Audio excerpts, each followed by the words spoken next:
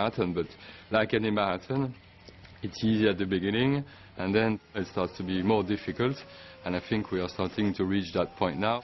So the question is to manage your energy in order to be able to deliver the project. Next, they have to attach the vast British-built wings, but some unscheduled adjustments are needed on the fittings for the joint.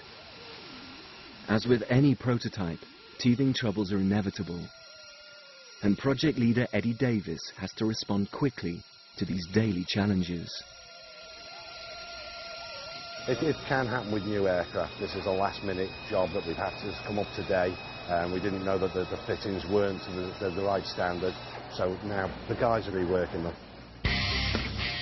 The huge components are 119 feet long and weigh over 40 tons each. Designing them has been an amazingly complex process. To get them this far has already taken over 7 years of work.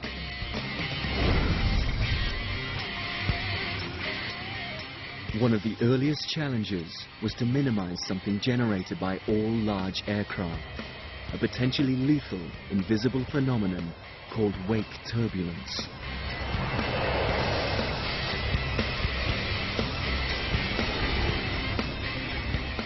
All planes create spinning pockets of air as they pass.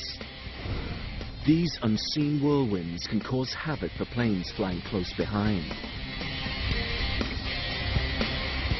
Wake turbulence is most dangerous in the crowded skies near an airport, and planes are kept at least 2 minutes apart to reduce the danger. The bigger the plane, the more powerful and deadly the wake can be. The massive A380 could bring airports to a standstill.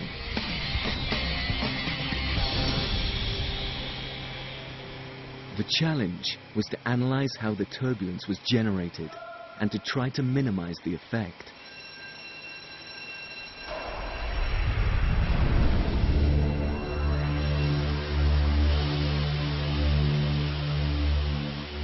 A detailed research program was carried out in this French aerodynamics lab.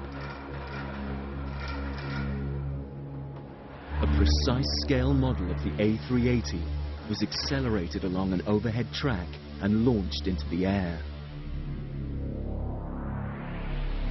At the far side of the hall is a mountain of finely chopped K-pop foam, designed to give the sophisticated model a soft landing.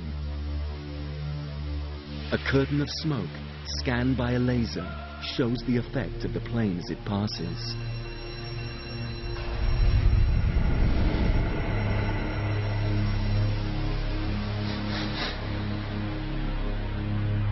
This is the normally invisible turbulence.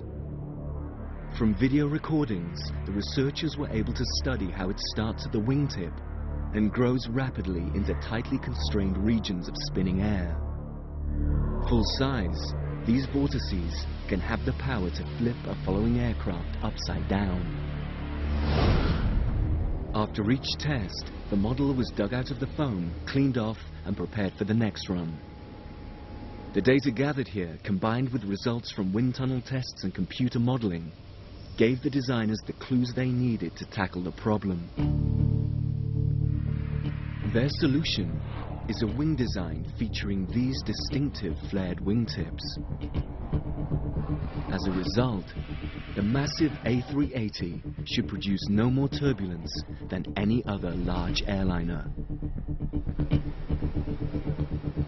None of this will matter, though, if the wings are not perfectly positioned when attached to the body of the plane. Time may be tight, but this operation cannot be rushed. This is the point where we'll slowly align the wing with the fuselage and then adjust the angle for the best aerodynamic performance. The efficiency of the plane really depends on us getting this right, certainly, without a doubt.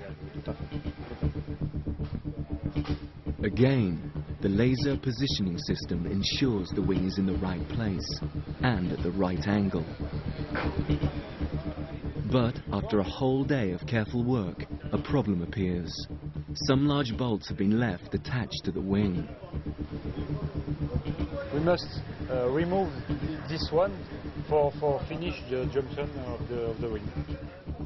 A quick phone call to check that it's okay, and they're swiftly removed to allow the build to carry on.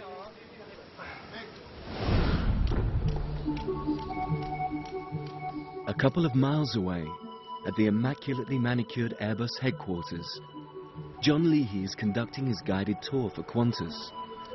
They have arrived at the Airbus showroom, a vast facility full of cabin demonstrators of each type of Airbus plane. Okay, now I think we've got just about everybody. Okay. Though it's all smiles, this is deadly serious. The Qantas top brass will soon get their first sight of a realistic A380 interior. If they don't like it, there'll be trouble ahead. It's almost like a young family introducing their new baby to the relatives. You want everybody to be impressed. You want everybody to say it's beautiful. And deep down inside, you're really waiting to see what they truly do say. Jeff Dixon, head of the Australian airline, is a tough-talking, no-nonsense businessman. Just the type of customer that Airbus must satisfy if the machine is to be a success. But to begin with, he doesn't look too excited. Notice the headroom. This is coming out on standard size. We've got to deliver. We made the promises, and now we have to deliver on those promises. And how do you know if you're really delivering? You look to the airlines, to the customer. He's got to say yes. Here's the premium economy concept. John presses on with the walkabout, and then, almost in a whisper, Jeff reveals his true feelings. Space that you've got. It's true. And that's the way the liners are. Oh, it's fabulous.